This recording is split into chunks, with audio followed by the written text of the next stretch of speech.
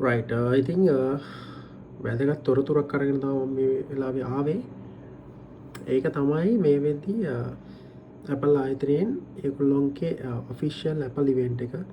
ඒ කියන්නේ next iPhone එක launch කරන ඉවෙන්ට් එක සැප්තැම්බර් 9 වෙනිදාට ෂෙඩියුල් කරලා තියෙනවා. පැසිෆික් ටයිම් එකෙන් උදේ 10ට ඒ වගේම ශ්‍රී ලංකා ටයිම් එකෙන් රෑ 10 මාට.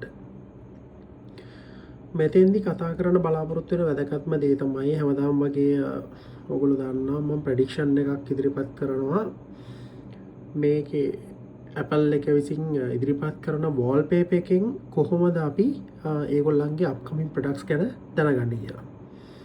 ඉතින් මේ segment එකත් එක තමයි ඔයගොල්ලෝ එකතු වෙන්නේ.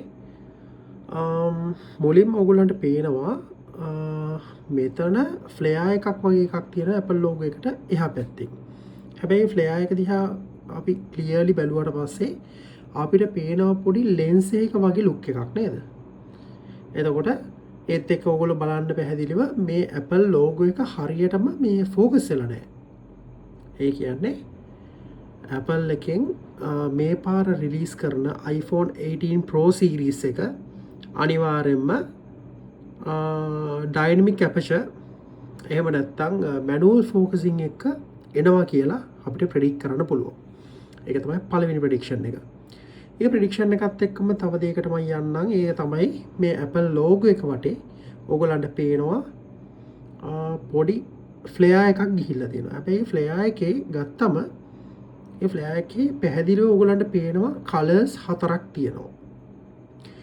එතකොට මේ එළියෙන්ම තියෙන කලර් එකේ පොඩි නිකන් බර්ගන්ඩි ලුක් එකක් එහෙම නැත්නම් අපිට අර ගොඩක් කට්ටිය කියලා තියෙනවා වගේ ඩාර්ක් ෂෙරි වගේ ලුක් එකක් බලා ගන්න පුළුවන් මේ ෆ්ලෙයාර් එකේ තියෙන පාටෙන්. එතකොට ඒකත් එක ඩාර්ක් ෂෙරි කලර් එක එනවා කියලා අපිට ඇසියුම් කරන්න පුළුවන්.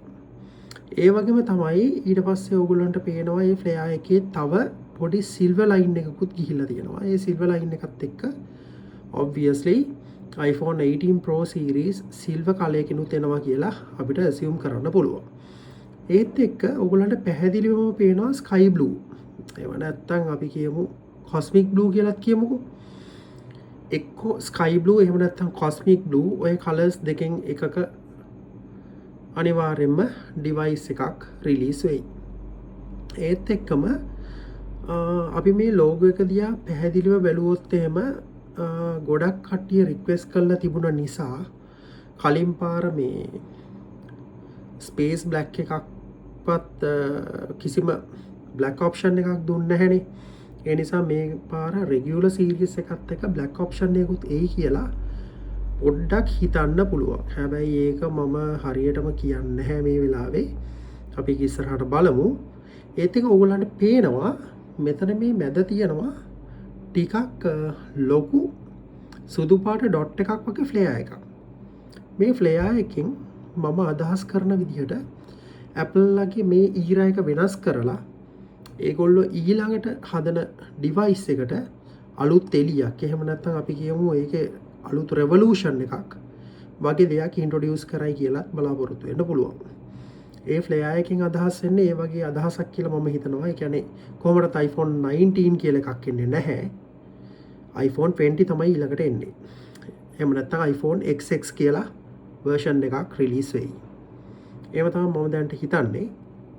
ඒත් එක්කම ඊළඟ කාරණේ තමයි ඕගොල්ලන්ට මේකේ මම අර ලෙන්ස් එක ගැන ආයෙත් කතා කරොත් එහෙම මේකේ ඇත්තටම ලෙන්ස් එකක් වගේ පේනව නේද? බලන්න. මේ තියෙන රිම් එකත් එක්ක අපිට assume කරන්න පුළුවන් ලෙන්ස් එකක් වගේ. ඉතින් ඒකත් එක්ක තව නිගමනයකට එන්න පුළුවන්. එහෙම නැත්නම් තව ප්‍රෙඩික්ෂන් එකක් ගන්න පුළුවන්.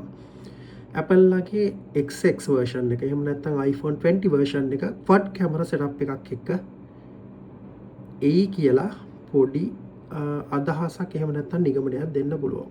ඉතින් මේ වගේ interesting ideas interesting දේවල් දැනගන්න අනිවාර්යයෙන්ම මගේ වීඩියෝස් එක්ක සම්බන්ධ වෙන්න කියලා ඔයගොල්ලොත් ආදරෙන් ඉල්ලා සිටිනවා.